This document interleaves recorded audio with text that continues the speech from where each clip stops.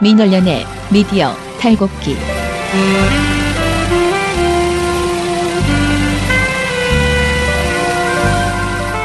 민원련의 미디어 탈곡기 161화 시작하겠습니다.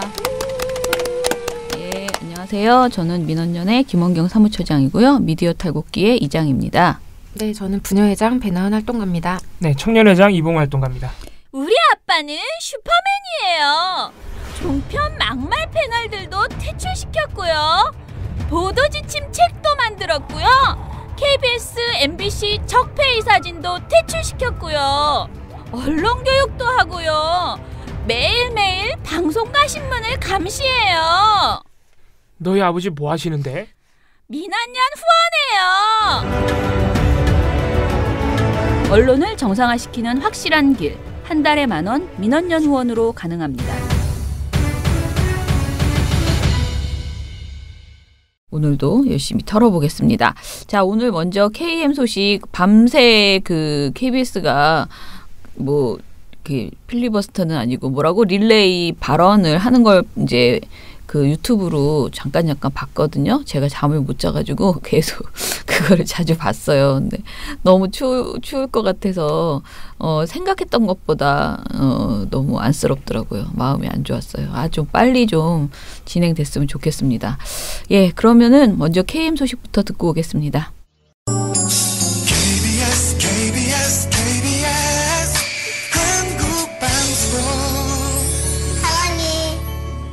네, 전국 언론노조 KBS 본부의 정수영 공추위 간사님 연결하겠습니다. 안녕하세요. 안녕하십니까. 네. 저희가 어제 미리 얘기로 해드렸듯이 지금 KBS 조합원 여러분들은 어제에 이어서 어제 이제 밤을 새셨어요. 그 릴레이 발언을 광화문 세월호 천막에서 이어가고 계십니다.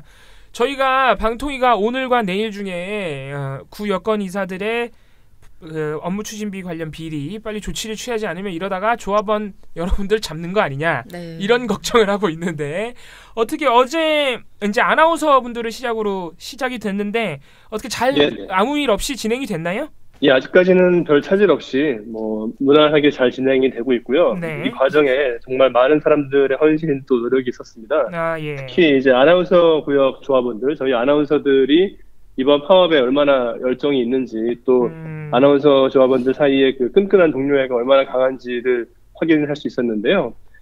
이번 발언, 릴레이 발언이 이제 아나운서들이 첫 선봉 주자로 나서면서 24시간을 먼저 가고, 그 다음에 낮 12시부터, 오늘 날이죠. 오늘 낮 12시부터는 이제 기자들, 방송 기자들, 취재 기자들로 넘어가서 또 이어가는 순서인데, 22명의 아나운서들이 발언에 참여를 했어요.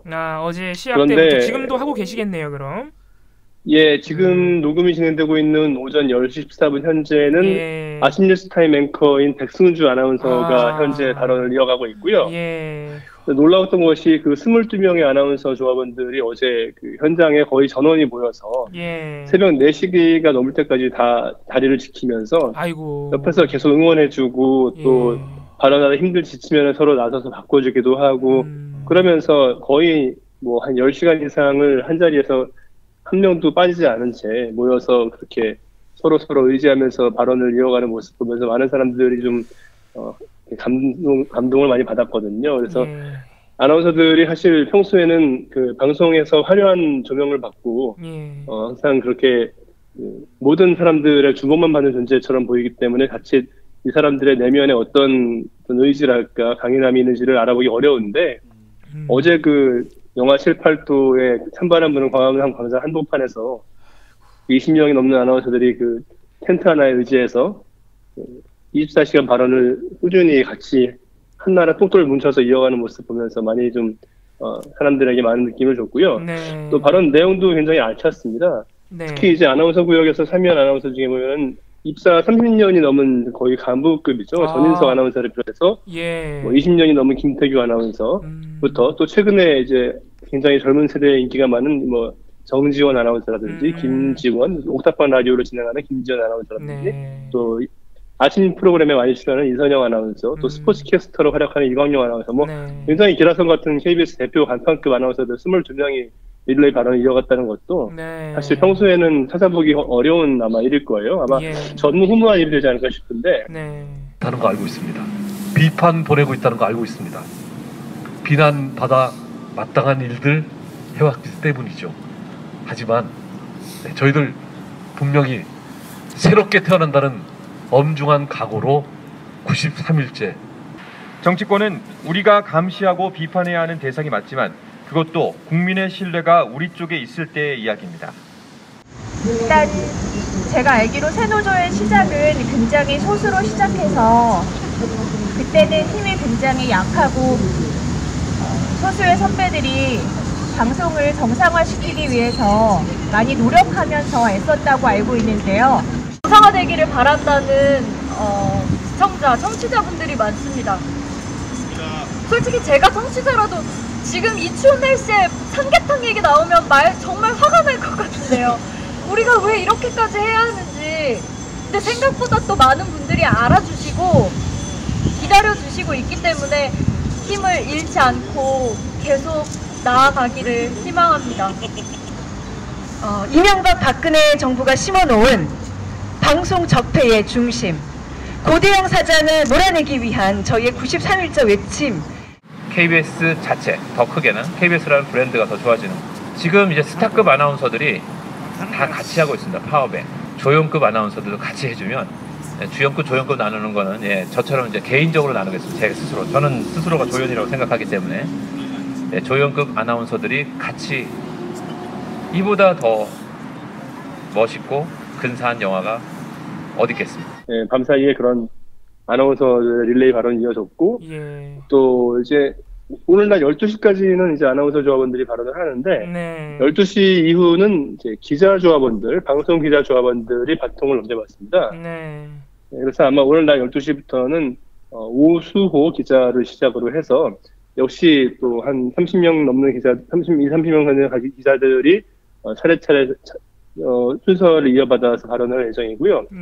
사실은 저도 발언을 해야 됩니다. 저도 아마 오늘 밤, 내일 새벽이죠. 내일 새벽 4시부터 5시까지 1시간 동안 저도 이제 발언 순서를 배정받았기 때문에 나가서 발언해야 되는데 사실 1시간도 모자랄 것 같아요. 또 앞으로 이제 파업이 끝나고 나서 KBS를 제대로 된 방송으로 만들었을 때 어떤 프로그램, 어떤 뉴스를 할 수 있을지에 대한 기대랄까, 뭐 어떤 비전이랄까, 포부, 또 그동안 이제 고대영 사장이 취임한 이후에 KBS에서 얼마나 상식과 동떨어진 일들이 함부로 벌어졌는지 얘기하려고 마음먹으면 1시간도 모자랄 것 같거든요.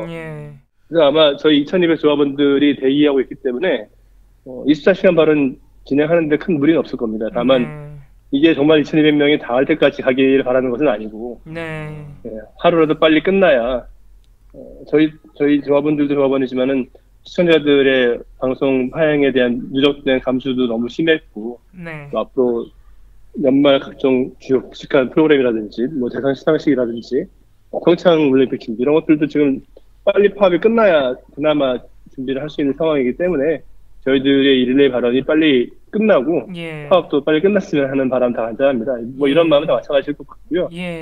그래서 릴레이 발언 통해서 방통위에 전달하는 메시지가 좀 실현돼서 방통위가 조합원들, 저희 새노조, KBS, 새노조 이런 파업 조합원들의 릴레이 발언에 좀 귀를 기울이고, 어떤 이유에서인지 모르지만 이렇게 무산일한 태도, 너무 느릿느릿 절차에 과도하게 집착하는 태도를 버리고, 신속히 사태 해결에만 집중하는 그런 많은 사람들이 바라는 모습대로 좀 행보를 보여줬으면 하는 바람입니다.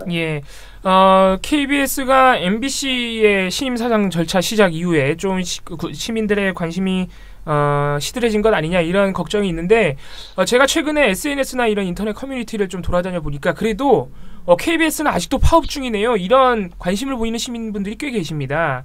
그래서 이번 릴레이 발언도 시민들의 그 반응이 어떤지 좀 궁금한데요. 이게 또 밤 시간으로 넘어가면 시민분들이 잘 유동 인구가 없기 때문에 걱정이 됩니다. 어떻게 시민들의 반응은 좀 어땠습니까?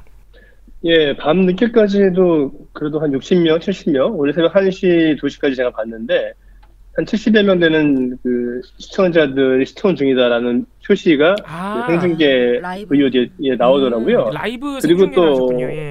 예, 라이브 생중 기회를 이어갔거든요. 그래서 그리고 지금도 보면은 이제 실시간 채팅창에 끊임없이 댓글이 올라오고 있어요. 아, 그렇군요. 네, 그래서 위 아나운서한테 누가 두꺼운 점퍼 좀 준비해줘라. 너무 추워 보인다. 예. 너무 추운데 고생한다. 고대형 땡땡땡땡땡을 떼어내라. 예. 제가 욕설인 것 같네요. 예. 욕설입니다. 네. 그래서 곤충의 일종도 표현돼 있고요. 이런 이제 격한 댓글들이 많이 올라와 있어요. 아무래도 사람이 좀 이제 공감하다 보면은 그렇죠. 그 화면 속에 추위에 떨고 있는 또 이제 안타까운 마음이 더 커질 수 있지 않습니까? 그래서 여성 아나운서들을 보면서 이런 격한 댓글들이 많이 올라왔고요. 그래서 이런 시청자들의 반응이 있어서 외롭지 않고 또 이런 여론이 좀 퍼져서 저희들의 뜻이 하루빨리 이루어졌으면 합니다. 예, 어제 보니까 그 세월호 참사 가족대책위원회 집행위원장이신 유경근 위원장도 SNS에 KBS 조합원 여러분들의 사진을 올리면서 또 응원의 글을 올리셨더라고요. 그래서 많은 분들이 관심을 가지고 계신다 이렇게 좀 생각을 했습니다. 어제 재밌는 일이 있었네요. 어제 아나운서 구역에 발언 시간이었는데 우리 눈사람으로 유명한 박대기 기자가 긴급 투입됐다고요. 이건 어떻게 된 일입니까? 오늘 하셔야 되는데 원래. 그렇습니다. 원래 박대기 기자 순서는 수요일 오늘 밤 내일 새벽 4일인데 네. 어제 밤에는 이제 아나운서들이 원래 하기로 처음에는 기획이 되어 있었죠. 네. 근데 어제 밤 12시를 넘어선 시간부터 눈이 좀 많이 왔어요. 눈 내리면 떠오르는 그 사람이 있지 않습니까? 네, 눈사람 기자 박대기 씨가 떠올라서 저희 그 기획하던 저희 시스템부가 그냥 뭐 장난반으로 전화를 걸어서 눈 오는데 안 나오고 뭐하냐. 정말 진지하게 내가 나가야 되냐고 물어보더라는 거예요. 그래서 아니 뭐 꼭 올 필요 없다. 아니겠다. 나가겠다. 자기가 지금 나가면은 그래도 좀 시청자들이 기억도 좀 해주고 관심 있게 봐줄 수 있지 않겠느냐. 그러면서 정말 집에서 한 30-40분 거리를 택시 타고 달려가지고 대단하네요. 광화문에 온 거예요. 그래서 아무 준비도 없이 와가지고 1시에 갑자기 그 순서를 이제 미루고 본인이 들어갔습니다. 1시부터 긴급 투입이 돼가지고 심야에 느닷없이 박대기 기자의 없는 토크쇼가 이어졌는데 KBS 보도국이란 역대 최고의 스타 박대기 기자가 생각납니다. 박대기 기자가 오늘 눈이 오니 내가 출동해야겠다라고 집에 있다가 출동했습니다. 박대기 기자에게 마이크를 넘기겠습니다. 박대기! 시청자 여러분, 국민 여러분, 광화문을 지나가신 시민 여러분 안녕하십니까? 그러면 너희가 이렇게 파업을 해서 다시 돌아가면은 예전처럼 똑같이 할 것이냐? 예전과 같은 그런 기계적 중립 그런 방송을 하기 위해서 돌아갈 것이냐? 저희는 그러기 위해서 돌아가는 것이 아닙니다. 저희는 언론과 공영방송의 본래적인 기능대로 본 모습대로 참 모습대로 돌아가기 위해서 가는 것입니다. 근데 이 친구가 상당히 내공이 있던 기자라는 사실이 이번에 좀 놀랍게 늘어났습니다. 한국 현대사에 대한 자기의 뭐 관점이랄까, 특히 이제 이인호 이사장이 워낙 친일 역사를 뭐랄까 합리화하는 그리고 이승만 독재 등을 미화하는 데서 많은 지탄을 받아왔는데 거기에 대해서 매섭게 지적을 하면서 현대사에 대한 이제 깊은 굉장히 디테일한 내용들 수치나 인물의 이름까지 정확히 준비도 없이 와서 발언을 하면서 다 설명을 하면서 그나마 KBS 보도가 이런 현대사의 인식에 대해서 어떤 문제 한계가 있었는지에 대해서도 다 지적을 해주고 또 최근에 KBS의 또 오보라든가 뭐 왜곡 보도 이런 것들을 예리하게 사례를 구체적으로 거론하면서 문제점들을 이제 설명하기도 했고요. 또 앞으로 파업이 끝난 뒤 정상화된 KBS에서는 보도 인력을 어떻게 운영을 해서 어떤 방향으로 뉴스를 만들어야 될 것이다 라는 개인적인 희망사항까지도 정말 준비를 한 것처럼 1시간 동안 깔끔하게 그리고 차분하고 조곤조곤한 목소리를 발언을 해서 많은 그 네티즌들이 좀 놀랐다, 새로운 면모를 봤다 이런 반응들을 보여주셨어요. 그리고 저희들도 상당히 좀 안타깝기도 하고 준비도 없이 또 눈 내리는 속에 서 있으면 뭔가 좀 더 애처로워 보이는 그런 특징이 있지 않습니까? 근데 어제도 유감없이 그런 이제 본인의 장기를 발휘해서 눈 속에 오롯이 서 있는 모습을 잘 이제 릴레이 발언을 통해서 시청자들에게 좀 보여드렸습니다. 재밌네요. 궁금한 것이 박대기 기자는 그러면 오늘도 하십니까 안 하십니까? 좀 쉽게 해줘야 될 것 같습니다. 네.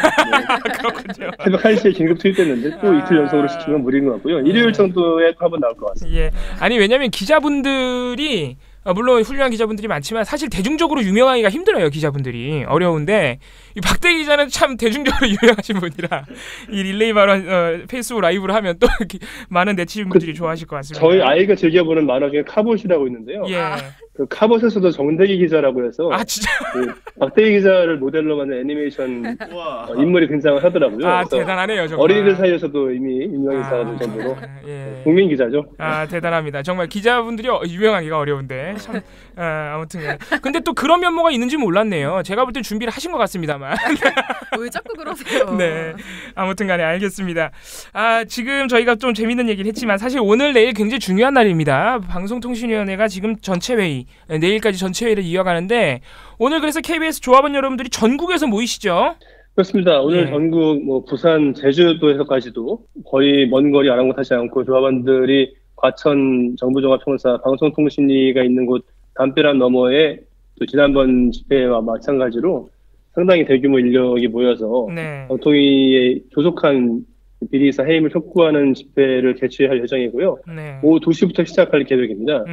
그래서 오늘 집회에서도 많은 조합원들이 항의를 하고 방통위를 상대로 이제 함성을 외친다라든지 구호를 외친다라든지 할 텐데 오늘 저희 위원장이 뭔가 중요한 메시지를 또 발언할 것 같아요. 그동안 저희들이 방통위를 상대로 여러 가지 호소도 해보고 항의도 해보고 압박도 해봤습니다만은 결과적으로 아직까지도 비리기사들의 해임 조치 통보를 안 하고 있지 않습니까? 그래서 아마 그동안 해왔던 투쟁보다 한 단계 높은 좀 더 압박 수위를 높이는 투쟁 수단을 오늘 발표를 할 것 같은데 그 내용은 또 발표 이후에 제가 내일 연결 순서에서 상세히 말씀드리고자 하고요. 어쨌든 저희들은 이제 의사가 관철될 때까지 모든 수단을 다 동원해본다는 게 기본 자세고 지금 하고 있는 24시간 릴레이 발언도 내부적으로도 걱정이 많았습니다. 이걸 과연 할 수 있겠느냐. 그러니까요. 이게 과연 시민들이 누가 알아봐주긴 하겠느냐. 그런데 의외로 지금 시작을 했더니 많은 시민들이 각종 인터넷 유명 게시판 등에서 자발적으로 퍼날라주시기도 하고 댓글도 달아주시고 또 이런 시민들의 그 호응 덕분인지 JTBC가 저희 릴레이 발언을 포함해서 지금 사업 투쟁 상황을 또 취재해서 방송에 내겠다고 연락이 왔어요. 그렇군요. 그래서 오늘 밤 JTBC 8시 뉴스 그 메인 뉴스에도 방송이 되지 않을까 기대를 가지고 있습니다. 아시겠지만은 KBS, MBC가 파업을 시작한 이래로 타 방송사들이 사실 다른 방송사의 파업을 잘 보도해주는 경우가 사실 찾기가 어려운데 MBC는 자기네 보도를 좀 하긴 했죠. 나쁜 방향으로. JTBC가 그나마 좀 KBS, MBC 파업을 열심히 보도를 했던 게 기억이 납니다. 알겠습니다. 내일까지 이어지는데 방송통신위원회가 조치를 오늘 내일 중에 내리지 않으면 사실 릴레이 발언을 이 추운 날씨에서 계속 이어나가야 되는 상황이라서 많은 걱정이 됩니다. 어떻게 예상하기는 어렵지만은 어떻게 기대를 하고 계세요, 우리 조합원 여러분들은? 아시다시피 방송통신위원회가 8일까지 그러니까 오늘이 벌써 12월 이제 6일인데 내일 모레까지죠. 비리가 적발된 이사들 전원에 대해서 소명을 하라는 식의 어떤 의견 개진을 하라는 공문을 개별적으로 보냈거든요. 이사들에게요? 네네, 지난 명절 때 말씀드렸지만은 이제 지난주 금요일이었죠. 그때 이사들에게 개별적으로 공문을 보냈는데 이 공문은 사실 법률적인 근거가 있어서 했다기보다는 그냥 방송통신위원들이 임의적 내지는 어떤 필요성이 있다고 인정해서 한 것뿐이지 또 법적으로 근거를 두고 있는 절차로 보기 어렵거든요. 그런데 그보다는 이제 해임을 할 것이다 당신을 그리고 더 그보다 앞서서는 누구를 해임할 것인가를 정하고 이사 가운데서 그 다음에 그 정한 이사들에 대해서는 당신을 우리가 해임 건의할 것이니까 당신에게 미리 그 서부를 통보해 준다 라고 통보를 해야 됩니다. 그래서 그 통보가 가면은 저희들로서는 이제 더 이상 릴레이 발언을 할 필요가 없어지는 것이죠. 오늘 그럼 통보가 어떻게 보면은 가능성 있는, 더 기대할 수 있는, 현실화될 수 있는 그런 부분이겠네요. 근본적으로는 이 해임 재산자를 정하는 것이 가장 먼저라고 보고요. 그런데 아직도 누구를 해임 건의할 것인지조차 정하지 않고 있으니 저희들로서는 상당히 답답한 노릇이거든요. 그 오늘 내일 중에 오늘 될 수도 있는 거죠? 가능성이 있는 거죠? 전체 회의를 통해서. 의지만 있다면 벌써 했다고 보고요. 오늘 내일 중에 반드시 결정해야 된다고 보고 다만 이제 그에 앞서서 소명을 듣겠다는 통보를 또 8일을 기한으로 해서 보내는 상황이니 이걸 구실 삼아서 또 8일까지 소명을 보고 나서 누구 해임을 결정할지만 이런 식으로 논의가 지지부진하게 흘러가면 저희로서는 굉장히 이해하기 힘들고 답답한 그런 상황이 전개되는 것이라서 그렇게 하지 말고 오늘 당장 해임 대상자를 정해라. 그리고 정했으면 지체 없이 통보를 해라. 라는 것을 저희들이 강하게 요구를 하고 있는데 방송통신위원회가 좀 의지를 보여줬으면 좋겠습니다. 알겠습니다. 이게 8일까지 또 그 소명을 받겠다는 입장이 있었군요. 일단 기다려 봐야겠네요. 알겠습니다. 이게 조금 내일까지 저희가 소식을 계속 여쭤보고 좀 들어봐야 될 것 같습니다. 릴레이 발언이 계속되고 계신데 추운 날씨에 몸 조심하시길 바라고요. 오늘은 여기서 마무리하겠습니다. 감사합니다. 감사합니다. 네, 이 KBS 소식을 방금 들었는데 사실 방송통신위원회도 이 감사원의 감사 결과 보고서에 따라서 해임 건의를 하고 이런 부분에 대해서 법적인 검토를 해야 되잖아요. 당연히 하겠죠. 뭐 법적인 검토를 이미 마치지 않았겠냐 이런 그 예상들이 있는데 제가 다른 분들도 그러니까 우리 노조도 마찬가지지만 다른 분들도 다 이제 이거를 법적으로 검토를 해봤더니 이게 이제 행정 절차법을 따라야 된대요. 감사원의 감사 결과 보고서에 따른 그 조치를 이행하기 위해서는 행정 절차법을 보통 따르게 돼 있는데 행정 절차법에 따르면 아까 정수영 기자도 말했지만 일단 소명을 받을 필요가 없습니다. 의무적인 절차가 아니에요. 방통위가 쓸데없는 짓을 계속하면서 시간을 보내요. 그러니까 이게 뭔가 그래서 지금 이제 답답하다 말씀하시는 건데 어떻게 보면은 뭐라 그럴까요? 예의를 차린다? 뭐 이렇게 봐야 될까요? 차릴 필요가 없는 예의를 만들어서 차리는 거죠. 답답하다는 거죠 지금. 그리고 또 하나는 이제 방송통신위원회가 이렇게 눈치를 보는 이유가 뭐냐? 빨리 안 하는 이유가 뭐냐? 감사 결과가 이게 자세한 액수가 다 나와 있는데 이걸 이제 많은 분들이 예상을 하시는 게 뭐냐면은 예를 들어서 해임 건의를 당한 그래서 해임이 된 이사들이 법적으로 뭐 이렇게 딴지를 걸지 않겠느냐 소송을 건다거나. 그러니까 사실 그런 부분도 사후적으로 고민해야지 뭐 지금 고민할 문제는 아닌데. 아니, 원칙대로 하면 되죠. 그래서 뭐 예를 들어서 뭐 해임 무효 소송이라든가 해임 무효 가처분 신청 이런 걸 할 수 있다는 거예요. 근데 행정 절차법을 통해서 해임이 되면은 가처분 신청은 또 대상이 안 된대요. 그러니까 가처분 신청은 걱정 안 해도 된다는 거예요, 법적으로. 해도. 그러니까 문제가 되는 건 나중에 이제 소송을 걸 때, 해임 무효 소송을 걸 때는 뭐 어떻게 될지 모르겠지만 사실 소송이라는 게 시간이 꽤 걸리잖아요. 그래서 이제 많은 분들의 법적인 판단은 가처분 신청은 아예 대상이 아니니 걱정을 안 해도 되고 무효 소송은 그냥 나중에 가서 소송을 하면 되는 거고 이렇게 판단이 나와 있어서 방통위가 사실 걱정할 게 없는데 너무 눈치를 보는 건 아니냐 이런 걱정들이 이런 뭐랄까 비판들이 좀 있는 상황입니다. 아무튼 KBS 소식까지 들어봤습니다. 만나면 좋은 친구 MBC 문화방송. 저희가 MBC 소식은 반가운 소식입니다. 예고해드린 대로. 뭐죠? 2012년에 해고가 됐던 6명의 MBC 기자 PD 분들께서 8일부로 그러니까 내일 모레죠. 네, 금요일부로 복직을 하십니다. 이게 어떻게 된 거죠? 이분들이 그러니까 2012년 170일간의 이게 아직도 이제 깨지지 않고 있는 최장 파업 기록인데 언론계에서 공정방송 파업으로 해고가 됐던 강지용, 박성재, 박성호, 이용마, 정영하, 최승호 기자, PD 그리고 엔지니어분도 있습니다만은 이분들이 모두 이제 8일 신임 사장 첫 출근길에 함께 복직을 합니다. 그리고 노사 공동선언 합의문까지 대내외에 선포를 하면서 사장과 함께 복직을 한다고 합니다. 사장과 함께 복직? 말이 좀 이상한데 신임 사장이 최승호 PD가 되면은 이제 최승호 PD는 사장으로 복직을 하는 셈이 되는 거고요. 그런데 다른 후보 두 분이 계십니다. 이유호, 임흥식 두 전 논설위원, MBC 전 논설위원 분들이 계셔서 이분들이 사장이 되면은 이제 후배들과 함께 복직하는 후배들과 함께 어떤 선언문을 발표하고 MBC 정상화를 위해 이제 어떤 조치를 시작을 하시는 것이죠. 그래서 왜 이런 결정이 나왔느냐? 이제 7일날 그러니까 내일입니다. 이제 내일 사장 최종 면접이 있는데 그 세 분의 최종 후보가 이분들의 그러니까 6명의 복직을 줄기차게 요구해왔던 노조의 제안을 이미 세 분이 모두 수긍을 했어요. 받아들였어요. 세 분이. 그러니까 보나만 어떤 분이 돼도 이분들의 복직은 확실하기 때문에 8일 복직이 되는 거죠. 더 미룰 필요 없다. 그렇죠. 사장이 선임되자마자 이미 사장이 공약을 했기 때문에 세 분 다. 그래서 8일 복직이 기정사실화가 된 겁니다. 그래서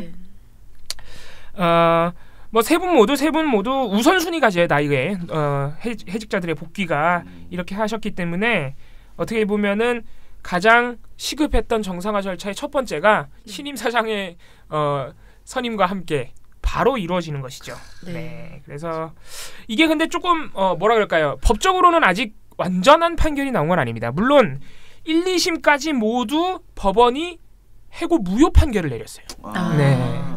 MBC가 이 부당 노동행위, 그러니까 해고 및 징계에 대해서 승소율이 10%가 채 안 됩니다. 얼마나 마구잡이로 잘랐으면은 좋겠어요. 그래 MBC가 소송의 마왕이에요. 자기네 직원들뿐만 아니고 미디어오늘, 미디어스 다른 기자들을 무시하게 소송을 거는데 그 약간 인사처럼 인사말처럼. 안녕하세요. 네. 근데 저 승소율이 굉장히 낮습니다. 정확하게 제가 기억이 안 나는데 아무튼 승소율이 너무 낮아요. 거의 패소해요. 아이고. 네.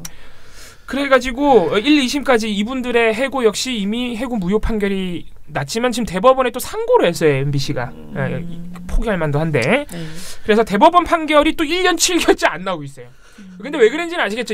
박근혜 정부 하였으니까 법원이 눈치를 보는 거 아니냐 이런 비판이 굉장히 많았습니다. 근데 아직도 판결이 안 나오고 있긴 한데 근데 일단 회사 측에서 이런 결단을 내렸으면 판결이 어떻게 나와도 상관이 없죠. 예, 상관이 없고 회사가 복직 결정을 내렸기 때문에 대법원의 판결은 사실상 좀 무의미하진 않습니다. 근데 대법원이 판결까지 해고 무효를 내리면은 뭐 더 깔끔한 거죠. 그래서 법적으로는 아직 판결이 남아 있지만 반가운 얼굴들이 여기에는 이용마 기자도 포함이 돼 있어서 많은 분들이 반가워하고 계십니다. MBC 소식은 여기서 정리를 하고요. 돌마고 파케는 여기서 마무리해도 될 것 같습니다. 돌마고 파케는 여기서 끝.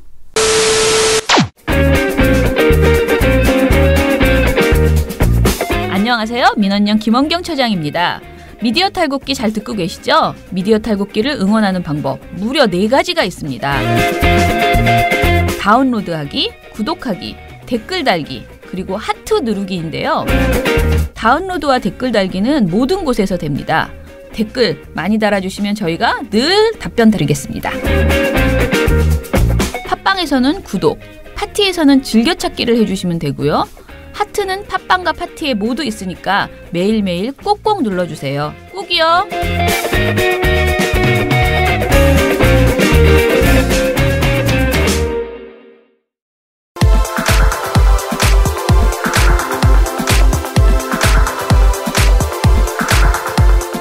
미디어 스크랩부터 시작하겠습니다. 그 미디어 오늘 기사인데요. 금준경 기자가 썼네요. 단독인데 국정원, SBS, 그알, 세월호 편 수상 심사 개입 의혹입니다. 국가정보원이 방송통신심의위원회에서 주는 이달의 좋은 프로그램상 심사에 개입한 정황이 드러났다는 건데요. SBS 그것이 알고 싶다에서 국정원이 세월호의 실소유주일 가능성이 있다라는 내용을 조명한 그 방송이 좋은 보도 후보로 올라갔는데요. 이것에 대해서 국정원이 개입을 해서 상을 못 받게 하는데 한마디로 일조를 했다. 뭐 이런 거예요. 좋은 프로그램상 예심에서 1위였는데 본심에서는 최하위로 들어갔다라고 하고 국정원 직원이 심사위원 명단을 요구했다라는 내용이 있습니다. 국정원이 하다 너무 추접스러운 행동을 한다라는 생각이 들어요. 그러니까 방통심의위에서 하는 그 심의 자체에 대해서 개입을 한다거나 뭐 이런 일이 있었다는 얘기는 여태까지 있었는데요. 심지어 이것은 좋은 프로그램 사항을 수상하면 그것에 대해서 뭔가 이제 창피하다고 생각한 거 아니에요. 자신들의 치부가 드러나는 방송에 대해서 사실 제대로 드러내지도 못했는데 그 방송에 대해서 상을 주게 되면 그것이 마치 자신들에게 욕보이는 것이다 이렇게 생각을 한 것 같은데 아무튼 방통위 관계자에 따르면 국정원 직원이 그알 예심 1위를 받은 직후에 좋은 프로그램상 심사위원 명단을 요구했다고 하는데요. 사실 이게 말이 안 되는 게 좋은 프로그램상 심사위원 명단은 사실 늘 있어요. 그 공개되어 있거든요. 근데 이것을 요구했다는 것 자체가 사실은 약간의 겁을 주는 태도거든요. 그리고 그 심사위원의 명단을 요구했다기보다는 그들의 연락처를 요구하며 그렇죠. 접촉했을 가능성이 높은 대목입니다. 아무튼 뭐 자세히 내용들은 있는데 너무 추접스럽다라는 생각이 분명히 들고요. 그리고 방통위 정보건전화팀 관계자는 심사위원들이 심사를 하기 때문에 정확한 사안에 대해서는 알지 못한다. 국정원과 연락을 주고받은 것은 없다라고 입장을 밝혔대는데 당시에 그것이 알고 싶다에 0점을 부여한 박아무개 전 교수는 그 자유경제원 바른언론연대 주최 토론회에 참석하는 보수 성향을 드러낸 인사였다고 하고요. 현재와 같은 시스템이 적용돼 2015년 3월부터 현재까지 지상파 TV에서 박 교수는 물론이고 어느 심사위원도 0점을 받은 프로그램은 그것이 알고 싶다가 유일했다고 합니다. 그러니까 사실 프로그램이 0점을 준다는 건 후보로 올라온 게다가 예선에서 1위를 했던 것을 0점을 준다는 것은 그냥 떨어뜨리려고 그 나은 씨 표현대로 바지를 벗는 그 수준으로 지금 노력을 했다. 거의 그런 수준인 거죠. 그래서 굉장히 황당한 일들이 있었구나. 진짜 뭐 참담한 시대였다라는 생각이 다시 한번 드는 그런 기사였습니다. 서울신문 관련 소식을 갖고 왔는데 이게 사실 저희가 수도 없이 지적해드렸던 오보 및 오보에 대한 수정 에 관련된 부분입니다. 서울신문이 또 어떻게 보면 사고를 친 건데 이게 뭐냐면은 서울신문이 12월 4일에 욕 좀 먹더라도 반영해달라. 동료 민원 예산 우겨 넣은 국회 라는 기사를 발표를 했습니다. 근데 이게 12월 5일날 바로 수정이 됐는데 도대체 뭘까? 이게 어떻게 된 거냐면은 11월 13일 국회 운영위원회 예산결산심사소위원회에서 이게 예산이 보니까 내년도 예산이 또 어제 가까스로 통과가 됐더라고요. 국회 본회의를 거쳐서 아무튼간에 그 전에 이제 예산결산심사소위원회를 거치잖아요. 11월 13일 그 회의에서 최도자 국민의당 의원이 국회의원 태권도 연맹에 보조금 3억 3천만 원을 신규로 편성해달라고 요청을 했습니다. 일단 국회의원 태권도 연맹이 도대체 뭔지 이 이름부터가 상당히 마음에 안 드는데 네, 개인적인 감상입니다. 네, 그럴 수 있죠. 그럴 수 있어요. 아무튼간에 근데 이게 새로 설립된 법인이기 때문에 근데 이게 원칙상 법인 설립 허가 후에 3년이 경과된 법인에 대해서 사업 실적을 평가해서 보조금을 교부하게 돼 있습니다. 그런데 이 국회의원 태권도 연맹은 신규 설립된 법인이에요. 그러니까 올해 보조금을 원칙적으로 주면 안 돼요. 법적으로 안 되게 돼 있어. 그런데 최도자 의원이 이 신규로 편성된 사업이고 하니 보조금을 편성해 달라 이렇게 요구를 한 거죠. 그래서 민주당의 박홍근, 박용진 의원이 강하게 반대했습니다. 원칙을 따라야 된다. 그죠. 네, 이렇게 이제 말을 했던 것이죠. 근데 이게 결과적으로는 3억에서 1억으로 감면을 해서 보조금이 편성이 되긴 했어요. 아무튼 간에 뭐 이 부분에 대해서 논란이 있겠지만 1억이나 준다고? 네. 아무튼 박홍근, 박용진 의원은 강력하게 반대했습니다. 회의 내내. 네. 그런데 서울신문이 뭐라고 보도를 했냐면은 자, 박용진 의원의 어떤 발언이 회의록에 들어가 있는데 어떤 발언이냐면 저희가 욕을 좀 먹지요. 이번에 제대로 방향을 잡고 욕을 좀 먹죠. 기준과 원칙을 지키느라 이렇게 했다고 해야지 어떡하겠습니까? 라고 말을 했어요. 네. 근데 이 발언이 뭐냐면은 맥락상 보자면은 우리가 욕을 좀 먹지요라는 거는 우리가 예산 편성을 안 해줘서 그 관계자 등 다른 분들한테 욕을 좀 먹더라도 뒷발언이 뭐예요? 원칙을 지키느라 이렇게 할 수밖에 없었다라고 욕을 먹자 이거예요. 예. 그렇지. 예. 이 발언이에요. 근데 서울신문이 이걸 오역을 한 거죠. 어떻게 보면 오역도 아니죠. 오해를 한 거죠. 왜? 예. 뭐라고 오해를 했냐면 욕 좀 먹지요가 예산 편성을 하자는 말로 서울신문이 해석을 해버립니다. 얼른 돈 줘버리고 욕 먹고 그냥 돈 받자. 그렇죠. 동료 의원 편들어줬다고 기사를 내버립니다. 서울신문이. 이렇게 이제 그래서 뭐 기사의 제목도 욕 좀 먹더라도 반영해달라는 동료 의원의 민원 예산을 박용진 의원이 우겨넣었다. 이렇게 보도가 나간 거예요. 되게 억울하겠네요. 예, 박용진 의원이 실제로 굉장히 억울했어요. 바로 전화해가지고. 나였으면 진짜 밤에 잠도 못 잤다. 진짜 실제로. 왜냐면 악플이 너무 많이 달렸어. 박용진 의원한테. 그것밖에 안 되냐? 국민의당이 요구하는 민원 예산을 원칙까지 어겨가면서 그것밖에 수준이 안 되냐 뭐 적폐다 막 엄청 비난 댓글이 좀 억울하겠다 진짜. 예. 그래서 박용진 의원이 곧바로 항의 전화를 하니까 서울신문이 다음날 수정을 했는데 다음날이요? 역시 5일날 4일 보도인데 5일날 이게 저희가 늘 말씀해드린 대로 오보 정정합니다 이런 거 없어요. 그냥 내용만 싹 바꿔서 그냥 다시 올린 겁니다. 헐. 네. 그냥 그때 나간 내용에서 그 문제된 부분만 고친 거죠. 그렇죠. 그럼 댓글은?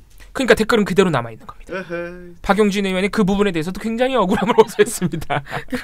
그 나중에 원래 기사 대충 읽고 댓글 보는 경우도 많은데 그러면은 참. 그래서 제가 몇 가지 댓글을 읽어드릴게요. 민주당이 이런 식이면 민주당의 표는 없다.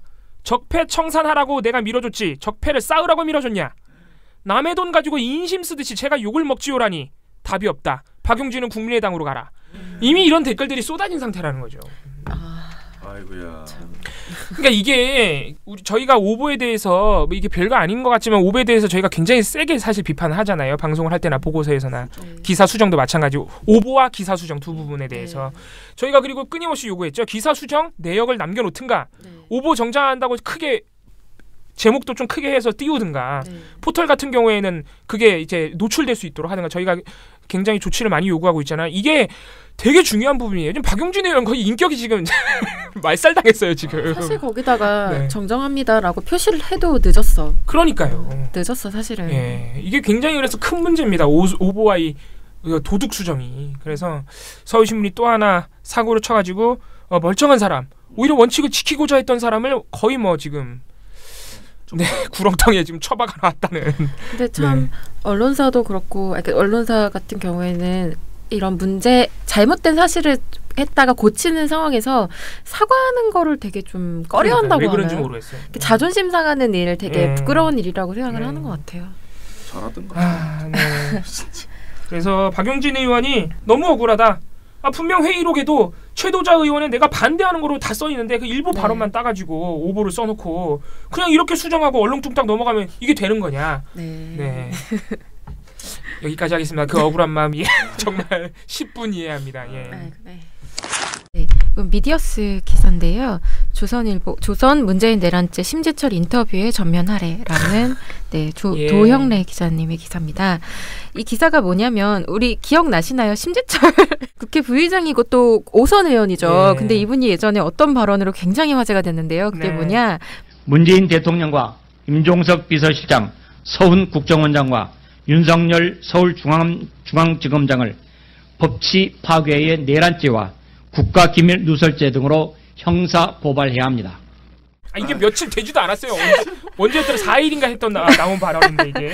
네, 이런 발언을 해서 굉장히 무리를 빚었습니다. 이게 자유한국당 내에서도 이건 좀 너무 간 거 아니냐라는 그런 발언이 그 반응이 나올 정도였는데요. 이것과 관련해서 조선일보가 굉장히 좀 큰 감명을 받았나 봐요. 역시 이런 발언을 이러면서 감명을 받았는지 최보식이 만난 사람 코너에서 네, 여기에서 최보식 선임 기자죠. 이분이 만난 사람이 코너에서 이분과 아주 긴 대화를 나누었습니다. 전면 인터뷰죠, 사실상. 한 면을 털은 거예요? 얼마나 털었어요? 그 지면? 이게 지면이 반이라고 해야 되나? 네, 약간 거의 그러니까 엄청 크게 털었네. 네, 밑에 광고 빼면 한 면을 턴 거네요. 그렇게 사이즈가 커요. 이 코너는 원래 대단하다. 이렇게 사이즈가 큽니다. 네. 대단하다, 근데 이거를 할 줄이야. 네, 해서 이렇게 쭉 기사를 봤는데 다 그 얘기예요, 계속. 아니 제목도 너무 웃겨. 적폐청산 이름으로 어떻게 법치가 파괴되는지 국민은 진실 알아요. 네, 계속 이 얘기를 이게 하세요. 뭐야? 얘기를 하시고 그러니까 이런 질문을 합니다. 최보식 선임 기자가 현 정권은 비상 상황에서 나라를 나라답게 만들기 위한 촛불혁명의 요구라고 하지 않나요? 그러니까 적폐청산을 하는 것에 대해서 이렇게 얘기하니까 질문 봐. 네, 아무리 뜻이 좋아도 적법 절차를 거치라는 겁니다. 그러니까 적법 절차를 안 거치고 있다는 주장인데 잘 모르겠어요. 그거에 대한 설명이 불명한데 이런 설명은 합니다. 국정원과 행정부처 등의 과거 불법 사례에 대해서 진상 조사가 필요하다면 주권자를 대표하는 국회에서 조사 대상 시기와 범위, 국가 비밀에 접근할 의원들의 자격 요건을 법으로 정한 뒤 법률 기구를 만들어야 합니다. 이런 주장을 펼쳐요. 그냥 검찰 수사하면 되는 거 아닌가요? 네. 증거가 나왔으면 굳이 적폐들이 국회에 있는데. 그러니까 지금 본인들도 적폐거든요. 표절이나 하지 말라네요. 네, 이런 식으로 얘기를 하고 있고 또 여론조사에서 문 대통령의 지지율은 70%대입니다. 근데 적폐 청산에 대해 그럼 박수를 치는 국민이 더 많다는 거 아닌가요? 라고 되게 당연한 질문을 하거든요. 근데 그걸 조선일보에서 그런 질문하니까 굉장히 어색하네요. 아니 여기는 근데 그러니까 뭐라고 하지? 최보식 선임 기자가 항상 이상한 질문을 하진 않아요. 남들이 궁금해할 법한 질문 많이 하세요. 그렇군요. 네. 근데 그 대답하시는 분들이 약간 이상해요. 왜 인터뷰를 이상한 사람으로 선정해요? 그걸 뭐 의도해 두고 선정할 수도 있는데 여기에 대한 그 답변이 뭐냐? 그런 여론조사 자체를 거부하는 국민의 비율이 반영 안 돼 있습니다. 저는 체감적으로 느끼고 있습니다. 정말 대과의 가치를 못 느끼겠군요. 네, 이런 대답을 하니까 앞으로 자유한국당이 선거에서 여론조사 결과 쓰는지 안 쓰는지 지켜보겠습니다. 그렇게 말하니까 최보식 선임 기자가 한 번 더 물어요. 아니 여론조사 기관이 하나면 그런 주장을 할 수 있는데 대다수 여론조사 기관에서 그런 경우 나오는데 그럼 믿어야 되는 거 아니에요? 그러니까 물론 여론조사를 믿습니다만 이런 부분이 숨어 있다는 거죠. 뭐 이러면서 엄청 억지를 부려요. 좀 그만하세요. 내란죄는 어떻게 할 거야? 내란죄는 뭐라고 합니까? 뭐 이런 얘기는 합니다. 그러니까 이런 질문을 합니다. 형법 87조에는 내란죄를 국토를 참절하거나 국헌을 문란시킨 목적으로 폭동을 일으킨 죄를 규정을 하고 있는데 아니 문 대통령이 폭동을 일으키기라도 했습니까? 라고 질문을 합니다. 질문이 왜 이렇게 멀쩡하냐? 질문 잘한다니까요. 근데 여기에 대한 답변이 뭐냐? 과학기술의 발달과 사이버 공간의 등장으로 물리적인 폭동이 아니라 소위 기능적인 폭동으로도 국가 질서를 마비시키는 것이 매우 쉬운 상황입니다. 해킹 하나로 금융망이 먹통되지 않습니까? 국가를 이렇게 흔들어 놓는 것은 내란에 준하는 것이라고 봅니다. 아니 그러니까 문재인이 그런 걸 했냐고요. 그래서 국정 운영이 폭동이란 뜻인가요? 라고 질문을 하니까 질문이 너무 재밌다. 질문을 하니까 소위 이념적 홍위병 등의 매우 세련된 모습으로 훨씬 더 강력한 폭동을 일으킬 수 있습니다. 이게 변모된 국가 안보의 현실이고 각국이 두려워하는 폭동입니다. 가령 국정원 적폐청산위원회는 국정원의 모든 기능을 무력화시키고 있지 않습니까? 뭐 이런 식으로 대답을 합니다. 범죄를 못 저지르게 하고 있는데. 그러니까 생각하지 마세요. 이거 진짜 대답할 수가 없어. 그러니까 이런 아무 말 되지 않지. 정상 질문과 약간 핀트가 어긋난 답변이 계속 반복되는. 왜 자유한국당도 이분의 주장에 대해서 약간 멀리하는 반응이 없어요. 잘 알겠네요. 근데 여기서 너무 웃긴 게 최보식 선임 기자가 이런 질문을 해요. 신 부의장은 이들의 선배격으로 그러니까 그런 운동관 네. 서울대 총학생회 출신인데 변절했다는 비판이 있더군요. 이런 질문. 세다. 네. 서울역 해군의 주역이시죠. 이런 질문을 합니다. 그러니까 여기에 대해서 제가 학생 때는 독재 정권의 잘못을 바로잡자는 정의감에 불탔지 좌우파 이념에 사로잡히지는 않았습니다. 세상이 바뀌었는데 80년대 운동권 이념 고수는 시대착오적입니다. 이렇게 대답을 합니다. 네. 본인이 본인을 디스했네요. 네, 뭐 어쨌든 그러니까 뭐 처음부터 끝까지 이런 소리들입니다. 네. 안타깝습니다. 진짜 안타깝지 않아요? 무슨 말을 해야 될지 솔직히 잘 모르겠어요. 좀 안타까운데. 네, 어쨌든 아니 이게 전면을 밑에 광고 빼면은 그 윗부분이 다 아니 전면을 털어서 굉장히 저는 어떻게 그럴 수가 있나 생각했는데 재미는 있네요. 네, 되게 재밌어요. 제가 재밌다고 했잖아요. 재미는 보장이 되는. 네. 굉장히 재밌는 기사네요. 질문도 재밌고 답변도 재밌습니다. 역시 조선일보가 어떤 심재철 의원의 성향을 볼 때 역시 끼리끼리 만났다 이렇게 생각을 했는데 보니까 어떤 독자들의 흥미를 예능 같아요. 예능으로 한 면을 털었네요. 처음에 주장 자체가 매력적이어서 불렀는데 대화하다 보니까 이상함을 느꼈을 수도 있어요. 최보식 기자께서 오랜만에 인터뷰하면서 조금 재밌었겠어요. 그리고 이렇게 재미있는 개그 인터뷰가 펼쳐지고 있는데 사진 보시면 표정 굉장히 진지해요. 진짜 근엄해요 정말. 제가 볼 때는 이거 개그 콘서트 나오면 빵빵 터지네요. 네. 그만 놀리겠습니다. 네. 놀리는 게 아니라 객관적인 시각으로 말씀드리는 거예요. 저는 약간 놀렸는데 그만하겠습니다. 미안합니다. 정말 재밌는 발언 많이 하셨다 그러는데. 네, 정말. 미국에서 제가 하나 더 우연히 본 거 소개해드릴게요. 미국에서는 국가안보국의 기밀을 위키리크스에 누설했다는 이유로 에드워드 스노든을 간첩죄로 기소했다. 지금 적폐청산위원회 활동도 스노든의 행위와 크게 다를 바가 없다. 칭찬한 건가요? 네. 기밀을 누설한 게 아니라요. 자꾸 댓글 달아서 그거 하지 말라고 하고 있는 겁니다. 예. 네, 알겠습니다. 여기까지 마무리하시면 너무 재밌네. 오늘 아니 다른 코너 하지 말고 이거만 하면 안 돼요? 약간 여운이 남네요. 너무 재밌어가지고 뭐 더 하고 싶다.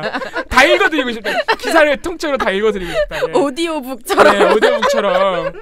야, 이런 거 그냥 특집으로 해야 되는 거 아니에요? 신대철 특집 이렇게? 아이고. 예, 네. 아무튼 일단은 여기서 마무리. 저희가 너무 비웃어가지고 죄송합니다. 저 그만하겠다고 하고 계속해서 죄송합니다. 죄송합니다. 예.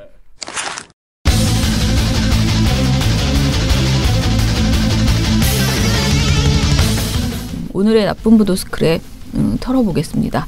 먼저 방송부터 할까요? 오늘 나쁜 방송사는 한 곳이 아닙니다. 네. 계속 세트로 물고 늘어지고 있어 이것들이. 비슷비슷하게 같이 나빠도 같이 나쁘자. 이게 시간차로 계속 나쁜 보도를 내는데요. 뭐냐면 다들 아시겠지만 저희 방송심의에 관한 규정은 광고 효과로 굉장히 제한하고 있죠.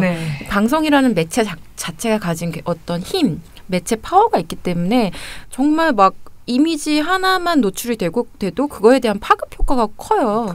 근데 특히 뭐 보도 같은 데서는 정보 전달을 한답시고 막 상표를 노출하거나 그러면 저도 모르게 광고라는 걸 인지하지도 못하고 바로 그거에 대한 어떤 욕구를 가지게 되는 거죠. 제가 그렇거든요, 사실. 근데 이런 시민 규정이 있는데 이게 무색하게 되게 황당한 그런 광고성 보도가 계속 나오고 있습니다. 근데 이것과 관련해서 좀 재미있는 사례가 있어서 최근 발견한 사례인데요. 이걸 좀 이런 나쁜 짓을 한 방송사를 좀 찾아봤습니다.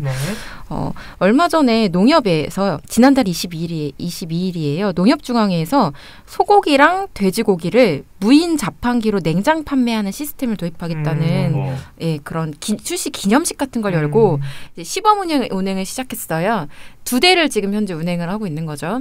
근데 이게 우리 이제 축산 농가의 어떤 경쟁력, 그러니까 중간 유통 구조를 줄여서 가격을 좀 인하하면은 사람들이 더 많이 사지 않을까. 그리고 가게에 들어가서 사는 것보다 자판기 눌러서 이렇게 고기 사면 사람 더 많이 사지 않을까 막 이런 생각 때문에 만든 그런 것 같아요. 뭐 실효성이 있을지 없을지는 제가 판단하지 않겠습니다. 지켜보는 것으로. 네, 하지만 재밌긴 하네요. 뭐 어쨌든 아직은 뭐 정식 운영되는 건 아닌데 이게 딱 되니까 이거 관련된 영상 보도 자료를 만들기 시작해요. 방송사들이. 하나둘씩. 농협에서 낸 게 아니라? 네. 농협에서 보도자료는 그냥 글로 냈는데 그거를 마치 영상화시켜서 보도자료를 만든 것 같은 보도를 막 만들어냈는데 여기가 마치 대본을 준 것처럼 똑같아요. 하는 모습이. 그렇군요. 자, 4군데가 있습니다. MBC, 채널A, KBS, MBN입니다. 지상파, 종편 가릴 거 없이 그냥 이런 짓을 하는데요. 자, 제일 먼저 바지를 내린 곳은 어디였을까요? 제일 먼저? 네. 같은 날인데?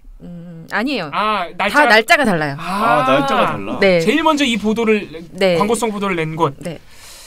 MBN. KBS. MBC입니다.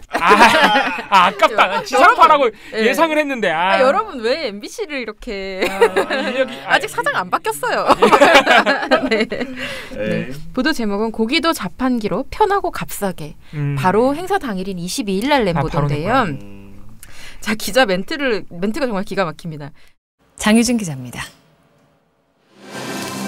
농협이 처음 선보인 일명 축산물 자판기입니다. 한우 등심부터 한돈 앞다리살, 생고기와 양념고기까지 300g 단위로 소포장된 국내산 축산물 10가지 제품을 판매합니다. 가장 큰 장점은 역시 가격입니다.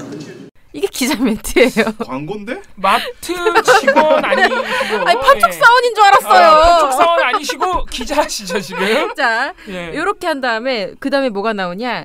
김병원 농협중앙회 회장의 멘트가 나오는데요. 무인 판매를 하고 있기 때문에 쇠고기와 돼지고기를 사 먹을 때 20% 정도의 가격을 인하해서 할 수 있습니다. 네, 멘트가 나오고요. 회장이 하신 거니까. 네, 화면 구성은 더 노골적인데요. 이게 되게 모든 보도에 반복되는 건데 누군가 자판기를 이용하는 모습을 하나하나 다 찍어서 보여줘요. 그러니까 처음 선택하면, 다음 화면, 넘어가는 화면 이렇게 해서 실제 구매하는 어떤 가이드라인 영상을 주는 거예요. 그리고 또 하나 공통점은 거기서 판매하는 상품의 상품 표지 있죠. 그 패키지 그거를 노출을 해줘요. 다. 일부러 누가 기자가 이렇게 손을 들고 있던 자판기에서 시연하는 사람이 손으로 빼서 잠시 이렇게 들고 있던 MBC는 제일 심했는데 화면 전체에다가 8개 종류의 상품을 그냥 이렇게 이미지를 다 이렇게 하나씩 박아요. 박아서 그거를 화면 전체로 풀로 딱 노출을 해줍니다. 뭐 8가지 상품이 이런 게 있다고 보여주는 거죠. 자, 이거는 기사다, 광고다. 광고성이 짙네요. 네. 예. 채널A는 기자가 직접, 그러니까 이틀 뒤인 24일날 관련 보도를 내는데요. 20% 싸게 한우 자판기 놓는다라는 보도 제목이에요. 근데 기자가 직접 그 자판기 앞에 가서 누르면서 시연을 합니다. 그래서 자기 입으로 이게 설명을 하는데 한우 자판기입니다. 원하는 상품을 고르고 이곳에 이력 확인란을 누르면 소가 자란 지역과 이렇게 등급을 확인할 수 있고요. 마지막으로 결제를 하면 이렇게 진공 포장된 상태로 구입할 수 있습니다. 특히 저렴한 가격이 장점입니다. 이렇게 손으로 착 들어서 보여줍니다. 상품을 빼서. 말만 들어도 한번 해보고 싶긴 하다. 네, 그 다음에 뒤에는 농협 관계자의 발언이 나옵니다. 자, KBS는요 이거를 부정청탁 금지법 관련 문제랑 엮어서 했어요. 근데 표면적으로는 그래요. 그러니까 위기의 한우 농가 돌파구 찾기 안간힘 이런 보도인데 그렇군요. 부정청탁 금지법 시행 이후에 농가가 얼마나 어려움을 겪고 있는지를 얘기한다는 비밀을 삼고 있는데 화면 구성은 똑같아요. 기자가 누군지 정체불명의 어떤 여성분이 자판기를 이용하는 모습을 찍어요. 그리고 그분이 이렇게 상품을 빼서 이렇게 하는 그 상품명이 노출이 되고 그 다음에 또 하나 화면으로 그 상품 패키지들을 쌓아놓고 있는 모습을 한 번 더 찍어줘요. 당연히 그 화면으로는 이 상품명이 뭔지 어떤 구성인지 다 보입니다. 자, MBN은 그나마 제일 적게 그 노출을 하는데요. 뭐냐, 상단부터 고기도 판매, 자판기의 진화. 라는 제목입니다. 이거는 뭐냐, 자판기가 요새 이런 자판기도 나왔다라는 것들을 보여주는 보도예요. 근데 상담 자판기, 샐러드 자판기랑 함께 요 고기 자판기를 보여줍니다. 근데 뭐가 문제냐, 실제 노출된 시간은 한 18초 정도밖에 안 되는데요. 그 18초 안에 남들이 했던 거 다 해요. 누가 자판기를 이용하고요. 빠르게. 네, 빠르게 돌릴 뿐입니다. 자판기를 이용하고요. 그 자판기에서 물건을 빼서 잠깐 이렇게 착 이미지를 보여주고요. 그 다음에 농협 관계자 발언을 붙여줍니다. 네. 그래서 이거는 무슨 대본이 있는 것 같다는 그런 생각도 솔직히 그러네. 들었어요. 그러니까 뭐 농협 그럴 일은 없겠지만 그럴 일은 없을 거예요. 하지만 농협중앙위에서 만약에 광고성 보도를 해달라, 홍보를 해달라라고 요청을 해서 스크립트가 있다면 이런 게 아닐까라는 생각이 들 정도로 다 똑같은 짓을 했는데 그게 아니라면은 나머지 보도들이 다 MBC 보도를 표절한 거죠. 그 구도를. 그 둘 중에 하나입니다. 어쨌든 간에. 그래서 이게 정말 너무 아무렇지도 않게 이런 식으로 보도가 나오는 게 이해가 잘 안 돼요. 이건 정말 명백하게 심의규정 위반이거든요. 이렇게 상품명 노출하고 이렇게 노골적으로 하는 게. 근데 왜 이거에 대해서 전혀 문제의식이 없는 건지 너무 궁금한 거죠. 근데 제가 궁금한 점이 있는데 네. 축산업계가 굳이 김영란법이 아니더라도 어쨌든 축산업계가 어려운 건 맞잖아요. 늘 어려웠잖아요. 특히 FTA 이후에. 그래서 어떻게 보면 농협은 이제 농민들을 지원하기 위해 설립되어 있는 협동조합이잖아요. 네네. 그러니까 그 농협의 어떤 사업은 공공성을 띠지 않나. 축산업계를 위한다는. 제가 했던 고민인데요. 네, 사실. 그러니까요. 그러니까 그 공공성에 있는 사업을 알린다는 의미에서는 이게 어떻게 봐야 되나? 허용될 수 있는가 제가 없는가. 고민을 해봤는데 네. 그건 거예요. 우리가 지난번에 정부 관련된 보도자료성 보도를 그렇게 만드는 것도 부적절하다라고 얘기를 한 적 있잖아요. 예. 그게 아무리 뭐 저녁이 있는 삶 이런 것들은 굉장히 좋은 의도를 가지고 있고 우리 모두 저녁이 있는 삶을 가지면 좋고 공공적인 목적으로 얘기를 하는 거지만 광고는 광고고 보도는 보도라는 거예요. 공식적으로 절차에 맞춰서 광고를 차라리 하라 이거죠. 네, 광고는 광고대로 하고 보도는 보도대로 하면 그렇죠. 되는 보도는 거고. 또 하나 제가 하고 싶은 말은 정말 축산업계의 어떤 고충을 알리고 이런 상황들을 전달하는 방법이 고작 농협의 보도자료를 이렇게 영상으로 만들어서 홍보해 그렇죠. 주는 것밖에 안 되냐는 거죠. 납득됐어요. 네. 설득됐나요? 네, 납득됐어요. 네, 할 거면 그렇죠. 제대로 하면 되죠. 제대로 광고를. 정말 그냥 업계 찾아가서 어려운 고충 들어보고 해결 방법이 뭐 있는지 들어보고 저는 솔직히 말하면 이 고기 자판기가 실효성이 있는지 없는지 잘 모르겠어요. 근데 이렇게 상품을 노출하는 방식으로만 할 수 있었던 건 아니다. 자, 언론사도 축산업계를 위한다, 정말 위하는 마음이 있었다면은 이런 보도는 사실 실효가 거의 없고. 저는 이거는 농협을 위하는 보도다 그렇죠. 그런 생각만 들어요. 축산업계를 위한다면은 제대로 된 차라리 무슨 탐사 보도를 하든가. 농협이나 이 뉴스들이나 그렇게 썩 바람직한 행태는 아니다. 이렇게 볼 수 있겠네요, 여러분. 네. 돈을 받은 것 같습니다. 예. 이것도 이 말까지는 하지 않았지만. 아니 왜냐면 저희가 그동안 여러 번 그 MBN 미디어랩 당시에 그 MBN 미디어랩이 광고를 받으면서 이것을 뭔가 홍보해달라라는 메모가 남겨 있었고 실제로 저희가 이것은 MBN이 이것으로 정확하게 지적을 받았어요. 그러니까 MBN이 1,000만 원의 과징금을 냈던 그 사안 중에 하나가 한전이었고 하나가 농협이었거든요. 그런데 농협이 이제 그러니까 협찬이 아니고 광고를 주고 그 광고를 그 빌미로 해서 뭔가를 노출시켜 달라는 식으로 하는 것들이 있었는데 그런 식의 일환이 아니고선 어떤 형태로든 그 정상적인 그 그러니까 광고 영업을 했겠죠. 광고 영업을 하면서 그러니까 제가 말하는 돈을 받았다 이것은 뭐 뒷돈을 받았다 이런 것이 아니고 광고 영업 때문에 광고의 영향 때문에 어떤 특정 업체를 홍보해 주는 식의 보도를 내놓은 것이다라고 생각이 들고요. 그때 제가 MBN에서 얘기했던 건 정말 아무것도 아닌 그야말로 그 하나로마트 앞에서 뭔가를 계속 찍게 하는 거였거든요. 하나로마트를 노출시켜 주려고. 그리고 당근을 보여주기 위해서 당근을 많이 팔기 위해서 당근이라는 그 어떤 특정 회사도 아니에요. 그냥 당근을 팔기 위해서 당근이 많이 그 재료로 활용되는 요리를 만들어 달라고 MBN에 그런 요리를 소개해 주는 코너를 만들고 그다음에 그 당근을 계속 노출시키는 그런 걸 하거든요. 그다음에 한우도 마찬가지로. 근데 이거는 단순히 한우나 당근 이런 게 아니고 농협이 만든 새로운 판매 기법을 광고하는 거잖아요. 그렇기 때문에 이거는 그냥 단순히 화제라고 생각해서 각 방송사들이 자발적으로 이것을 했을 리는 없을 것 같고요. 분명히 협찬 또는 광고를 통해서 뭔가 이익을 받고 약간 의리와 정과 뭐 여러 가지를 생각해서 근데 어쨌든 부적절한 방법이죠. 홍보를 했다. 네, 홍보를 했다. 홍보를 해줬다. 이것은 홍보성 보도다라고 생각이 드는데 문제는 이것을 과연 진짜 그 방송통신심의위원회가 정확하게 방송심 규정 위반이다라는 것으로 인정을 해줄 수 있을지는 잘 모르겠는 게 하도 이런 일들이 비일비재한 거예요. 그러니까 원래 제품명 홍보하면 안 되고요. 뭐 이렇게 여기저기 딱지 붙이고 모자에 막 이렇게 붙이고 나오면 안 되지만 사실 굉장히 많은 운동선수들이 그렇게 하는데 그걸 그대로 우리가 노출시켜주고 뭐 이렇게 저렇게 하잖아요. 그래서 이런 것들에 대해서 너무 우리가 뭐 흔하게 말하는 케바케의 경우가 많은 거예요. 그러니까 정말 딱 원칙을 정하고 그대로 딱 심의가 이루어져야 되는데 봐주기 심의가 너무 그동안 많았었기 때문에 한번 넣어보기는 하는데 이게 이제 4기 방심위가 구성돼서 한참 있어야 논의될 내용이기 때문에요. 어쩌면은 정상적인 심의 결과가 나올 수 있지 않을까 그런 기대를 해봅니다.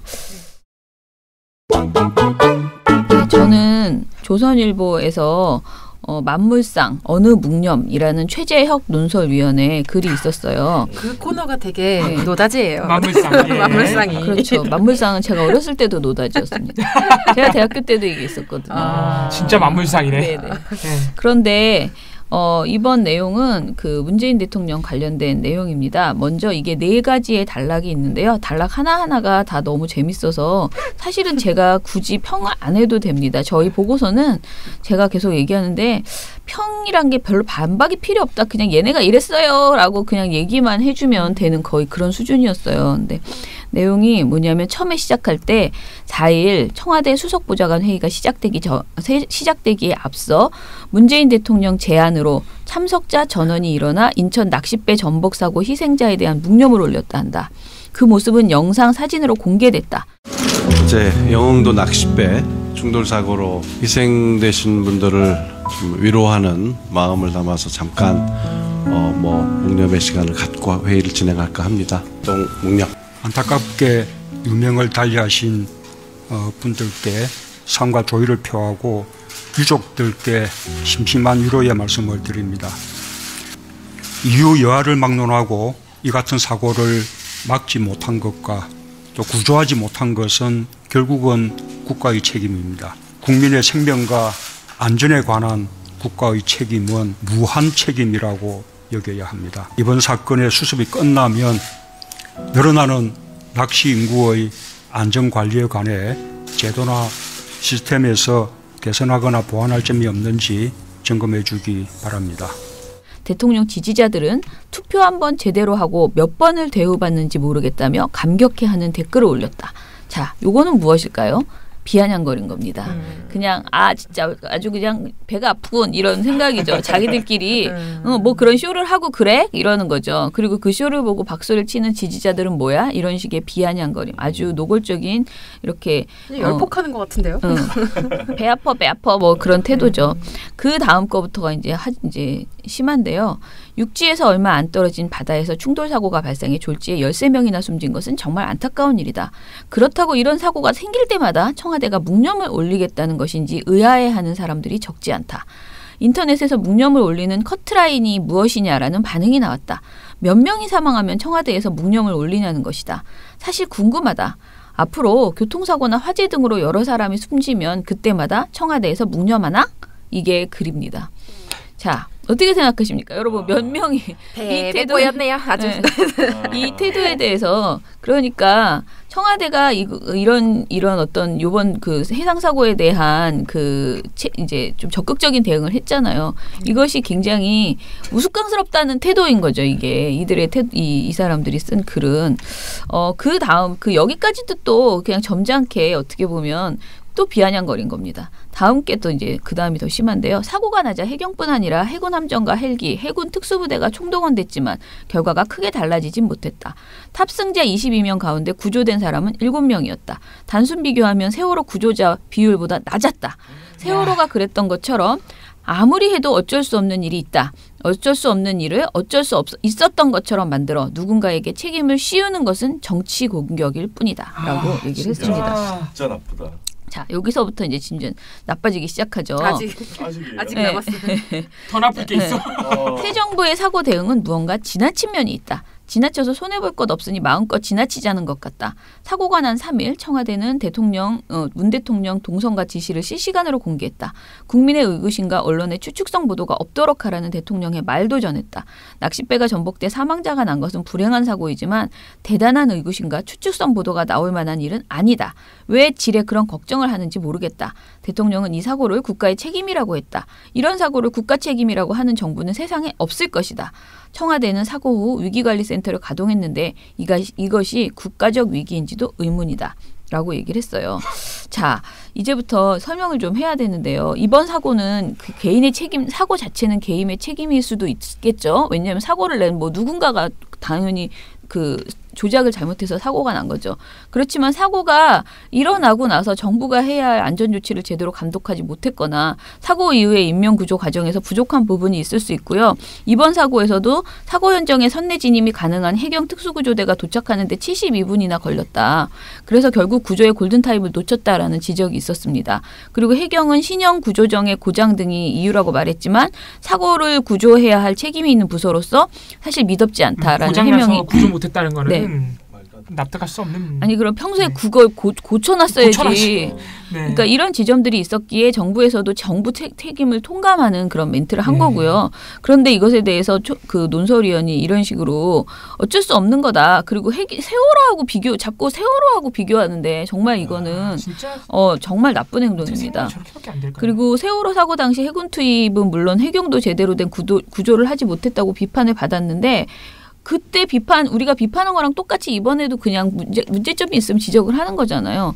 근데 이거에 대해서 굉장히 심하게 딴지를 걸고 있다. 그야말로 그런 것이고 새 정부의 그러니까 대응이 너무 오바다라는 계속 그런 비판을 하고 있는 것인데 사실 사고가 났을 때는 진짜 지나치다 싶을 정도로 빨리 대응하는 게 가장 좋지 않나요? 만약에 이런 행동을 하지 않았으면 만물상에서 또 안 했다고 분명히 오늘 썼을 겁니다. 니네는 왜 이거저거 빨리빨리 대응하지 않냐? 너 몇 분 만에 말했냐? 막 이러면서 또 엄청나게 썼을 거예요. 그러니까 어떻게 해도 진짜 어떻게 해도 시트비 마음에 안 든다. 난 그냥 뭘 해도 마음에 안 들어. 숨도 쉬지 마. 이렇게 쓰시던가.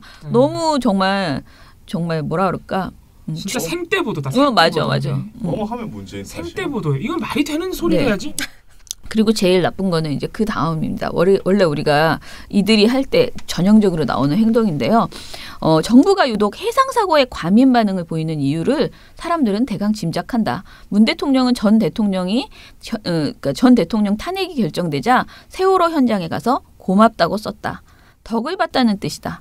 실제 세월호를 둘러싸고 벌어진 온갖 정치적 논란과 괴담은 새 정부 출범의 한 원동력이 된 것이 사실이다. 야, 진짜 대박이다. 진짜. 그죠? 여기가 제일 나빴어요. 그런데 세월호 사건을 연상시키는 사고가 터진 것이다. 그 후의 일을 보면 자라보고 놀란 가슴 소뚜껑 보고 놀란다는 속담이 연상된다. 낚싯배 충돌 사고 책임을 대통령에게 물을 국민은 없으니 청와대는 북핵과 같은 진짜 국가 위기에 제대로 대처해 주기를 바란다. 이렇게 썼습니다. 진짜 한 대 때려주고 싶은 아저씨. 좀 불쌍한데요. 이렇게라도 화를 풀지 않으면 견딜 수 없어 하는. 그래서 제가 굳이 이것을 해명을 해야 된다면 우리가 일단은 대통령이 고맙다라고 쓴 것에 대해서는 정말 여러 번 관련된 보도가 나왔음에도 불구하고 이렇게 계속 우려먹고 있습니다. 자, 이거 박강원 대통령 선거 당시에 박광원 수석 대변인이 말했죠. 미안한 것은 이 나라의 어른으로서 살려내지 못했기 때문이고 고마운 것은 그들의 가슴 아픈 죽음이 우리 사회가 이윤보다 사람이 먼저라는 것을 새로 깨닫고 거듭 태어나는 계기를 만들어줬기 때문이다 라는 의미로 말씀하셨다. 자신을 되돌아볼 때마다 희생된 아이들에게 어른으로서 참 미안하고 정치인으로서 참 아프면서도 고맙다고 생각하는 것은 너무 자연스러운 일이 아닐까라고 박 대변인이 당시에 해명을 했습니다. 그런데 최 논설위원은 계속 이것에 대해서 세월호를 두고 벌어진 온갖 정치적 논란과 괴담은 새 정부 출범의 원동력이 된 것이 사실이다. 아니 그럼 세월호를 이용해서 지금 새 정부가 출범했다는 그런 태도잖아요. 지금 이게. 그 정도로 압도적인 지지를 보내서 대통령 당선시킨 국민들은 뭐가 됩니까 그럼? 다 세월호를 이용해서 정권을 바꾼 거예요. 지금? 거야? 진짜 이게 그리고 세월호 사고로 인해서 국민 모두가 해상 사고에 대한 깊은 트라우마가 있는 건 사실이에요. 그러니까 이게 우리가 배 사고 그러면 사실 굉장히 아프고 불편하고 막 불안해지는 건 사실이잖아요. 그렇기 때문에 저는 그 마음을 알고 좀 더 과잉 대응했을 수는 있어요. 그러니까 좀 더 막 적극적으로 다른 어떤 사고보다 지금 말하는 교통사고 어쩌고 하는데 그리고 사실은 꼭 배사고가 아니라 하더라도 우리가 이 안전 사회를 구축하자라는 이야기가 세월호 이후에 굉장히 많이 있었고 그래서 계속 우리가 하는 말이 세월호 이전과 이후는 달라야 한다라고 말하잖아요. 그렇기 때문에 이전 정부에서는 세월호 이전에 있었던 정부에서는 어떤 사고가 나면 그냥 그 사고를 수습하는 수준이었다면 이제는 그 사고로 인해서 발생하는 일들을 계속 개선해서 적극적으로 우리 사회가 고쳐나가야 된다라는 개념이 굉장히 많아졌고 그거는 정부에게 요구하는 국민의 당연한 목소리거든요. 근데 이런 것들을 다 진짜 오버하고 있네. 북핵이나 제대로 대응해. 이런 식으로 지금 치고 나간 거거든요.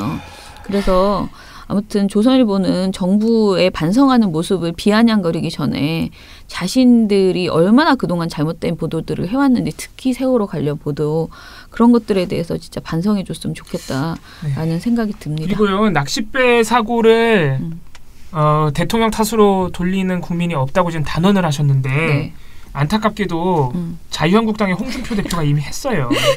우리 또 소중한 국민. 소중한 국민 중에 한 분이고 자유한국당이 그동안 굉장히 좋아했던 자유한국당 홍준표 대표가 VTS 예산을 문재인 정부가 삭감해서 복지를 키우느라고 그래서 이 사고가 난 것이다 라고 했는데 그게 또 거짓말이었어요. VTS가 뭐냐면 이제 해상 관제 시스템인데 그 예산을 축소하지도 않았고 네. 복지 예산이 늘어나지도 않았어요. 어제 예산안 통과된 거 보시면 알겠지만 복지 예산은 오히려 1.5조가 줄어들었어요. 그게 이제 또 거짓말로 들통이 나가지고 지금 그 소중한 국민이 거짓말까지 쳐가면서 문재인 정부 탓을 하고 있는데 이렇게 거짓말 논설을 또 쓰시면 안 되죠. 아무튼간에 정말 아주 뭐 오늘 뭐 상위 뭐 이 나쁜 보도는 뭐 경쟁 상대가 제일 되지 안 되네요. 않을까 좋습니다. 네, 이건 안 돼.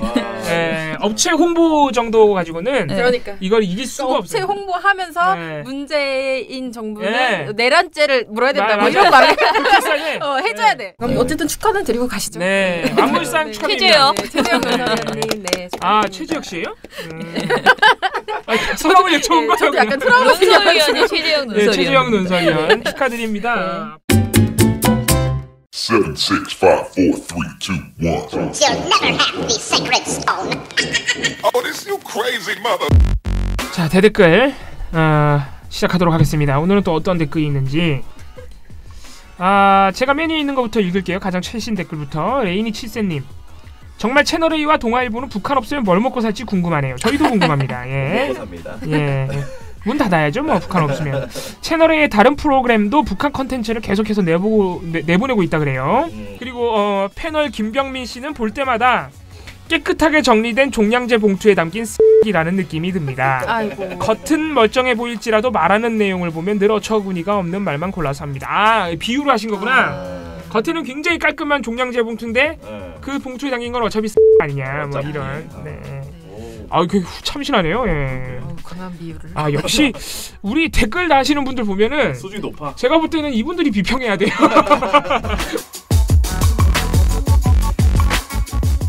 네, 그 아하님은 벌써부터 우리 좋은 보도 시상식 그 이야기 수상 소감 영상 이거 막 올려주셨는데. 아유 감사합니다. 예, 감사하고요.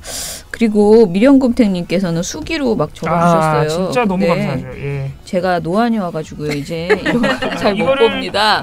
그래도 안경 벗고 막 지금 보고 있는데요. 처장님 오늘은 목소리에 힘 있네요. 건강 조심하시고 힘내세요. 꾸찌뽕짜 잘 드세요. 저도 구입하고 싶네요. 베나베나 활동가님은 저번에 대선 다음 날 술로 인해 결근하신 걸 알아서 보냈네요. 그거 봐. 삼보 일토 그거 봐야 이제. 청년 회장님이야 삼보 일토를 하실 정도로 못 드시니까 안 드실 것 같고 처장님은 술이 세서 술을 잘 드실 것 같아 걱정하지 않는 거랍니다. 청년 회장님 봉수치킨 앨범 언제 나오나요? 얼른 구입하고 싶네요. 아이고 감사합니다. 죄송합니다. 나오긴 나오나요? 저희 믹싱 담당자가 혹시 사귀다 가신 거 아닌가요? 연락됩니다. 네, 연락돼요. 어제 저의 대댓글에 많은 걱정을 가지셨을 민원연 처장님이 베나베나 활동가 봉봉선이 활동가님 PD님께 죄송합니다. 어제 많이 화났었네요. 어제 그 보수적인 글들이 올라오면서 거기에 대해서 괜찮습니다. 화가 나셨었나 봐요. 오히려 저희가 죄송하죠.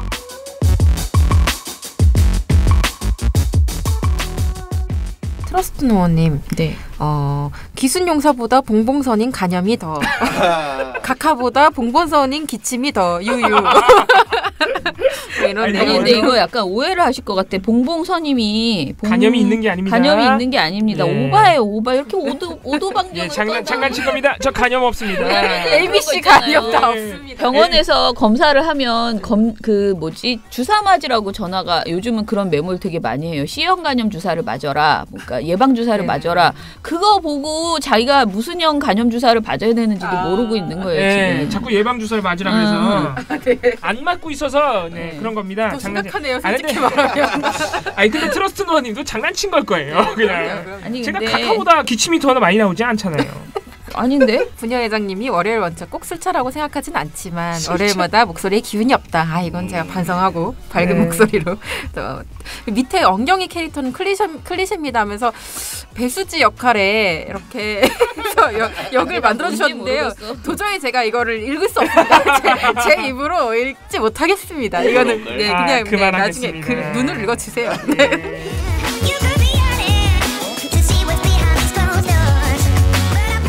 네, 보수메롱님. 제가 진짜 이 광고 하고 나서 솔직히 정말 스트레스가 많은데요. 좋은 글을 보내주셨습니다. 아, 정말 힘이 됩니다. 우리 언론들이 얼마나 망가졌는지 확인하고 싶지 않아 그동안 외면했던 것도 사실이고 점점 후퇴해가는 민주주의를 보며 나만 괴롭히지 않으면 그냥 참고 살리라며 가슴 밑바닥에서 끓어오르는 분노를 억누르고 외면하며 살아왔습니다.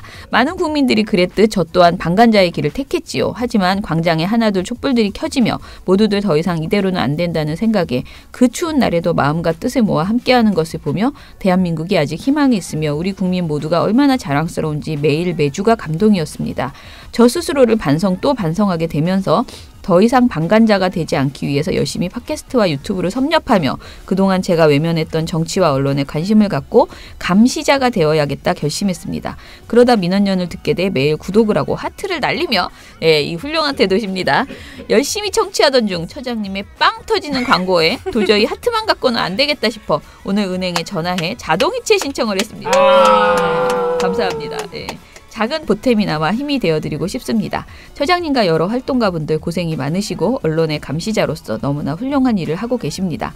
앞으로도 구독과 하트를 날리며 열심히 이 사회를 공부해 나가겠습니다.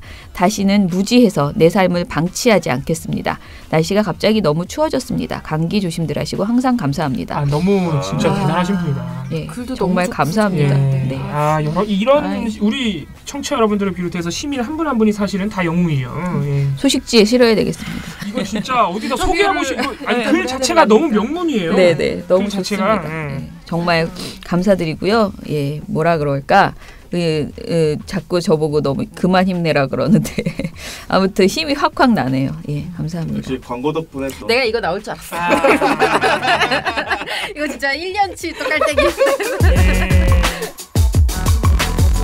자, 다음 스토리 펀딩 하는 방법 한번 알려드릴게요. 일단 다음에서요. 검색창에 보도지침 스토리 펀딩 치십시오. 그러면은 제일 먼저 뜹니다. 보도지침을 공공도서관에 비치해라는 스토리 펀딩 내용이 뜨거든요. 지금 현재는 최승호 PD가 추천하는 책 보도지침이라는 2화가 나와 있고요. 저희가 이것을 12월 아마 중순 이후까지 계속 연재를 할 거예요. 그리고 지금 더 많은 분들이 인터뷰를 마친 상태여서 매주 한 분씩 계속 업데이트가 될 예정입니다. 자, 이 기사를 쭉 읽으시면서 보도지침을 나도 사고 도서관에도 보내야겠다라는 마음이 들었을 때 밑으로 쭉 내리시면요. 리워드해서 3만 원짜리를 클릭을 하면요. 3만 원을 보내시면 여러분들이 한 권을 받으실 수 있는 거고요. 그다음에 6만 원을 결제하시면 한 권은 여러분이 받고 한 권은 도서관에 기증합니다. 그런데 도서관에 기증하고 싶을 때는 어느 도서관을 꼭 써야 되겠다 하면 메모를 남겨주시면 저희가 거기로 보내드리고요. 그다음에 9만 원을 또 이렇게 체크를 하면요. 도서관에 2권 그리고 본인 한 권 소장 이렇게 됩니다. 그리고 통 큰 펀딩이라고 해서요. 이런 나는 한두 권 이게 아니고 난 10만 원, 20만 원 이렇게 금액으로 그냥 할래라고 하면은 그 통 큰 펀딩을 클릭하시고 금액을 쓰시면 됩니다. 저희 어르신들 민원연의 어르신들 자꾸 이런 새로운 그 제도에 견디기 힘들어 하시며 저에게 전화로 나 그냥 20만 원 김 처장이 해줘 뭐 이런 식입니다. 지금 그 통 큰 펀딩이 더 많이 이용되고 있는 것 같아요. 그 한 권, 2권 이런 거 헷갈리고 나 몰라 나 그냥 돈으로 보낼래 이렇게 하시는데 이 젊은 우리 그 회원님들은 회원님 아니셔도 누구든지 스토리 펀딩도 한번 해보시고 그러십시오. 너무 나 이거 할 줄 몰라 그러지 마시고 그냥 체크하면 다 됩니다. 그리고 카카오톡으로 하면 할인권들이 또 제공이 되더라고요. 결제를 카카오톡으로 하면 3,000원인가가 그러니까 3만 원인데 27,000원만 결제하면 되게 이렇게 할인권이 있어요. 그러니까 그런 식으로 여러 가지를 활용해서 해보시기 바랍니다. 예. 그러면은 보도지침 스토리 진짜 갑자기 이 얘기 해야 돼. 오늘 제가 출근을 했는데 세상에 왼쪽에 책이 저렇게 산더미처럼 쌓여 있으니까 깜짝 놀라서 마음이 꿀꿀해지기 시작했습니다. 왜냐하면 지금 보도지침 이 책이 드디어 어제 왔더라고요. 1986 그리고 2016 이 책이.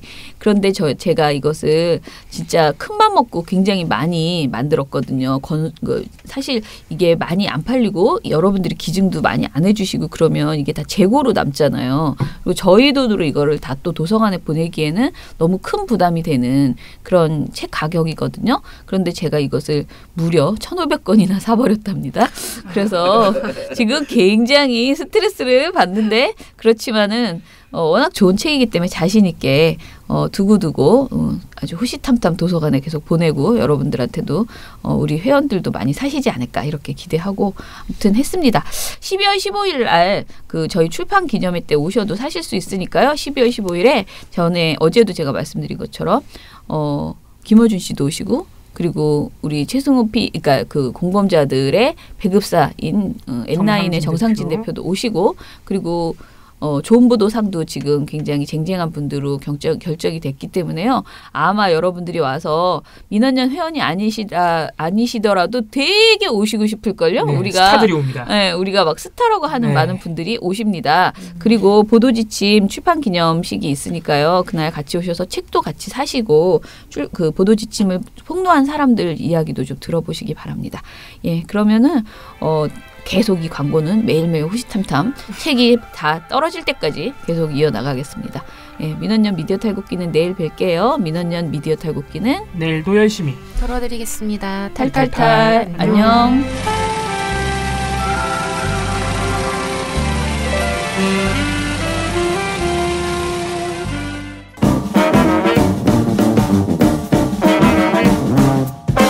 여러분, 미디어 탈곡기 잘 들으셨나요? 민원연은 1984년부터 우리 사회 언론 민주화를 위한 걸음을 우직하게 걷고 있습니다. 특히 왜곡, 편파, 막장 뉴스가 만연한 상황에서 민원연의 언론 감시 활동은 더욱 중요합니다. 민원연 회원이 되어 저희에게 힘을 주세요. 민원연 홈페이지 ccdm.or.kr에 오셔서 회원가입을 신청하시거나 02-392-0181로 전화 주시면 됩니다. 한 달 10,000원의 회비가 언론을 바꿉니다.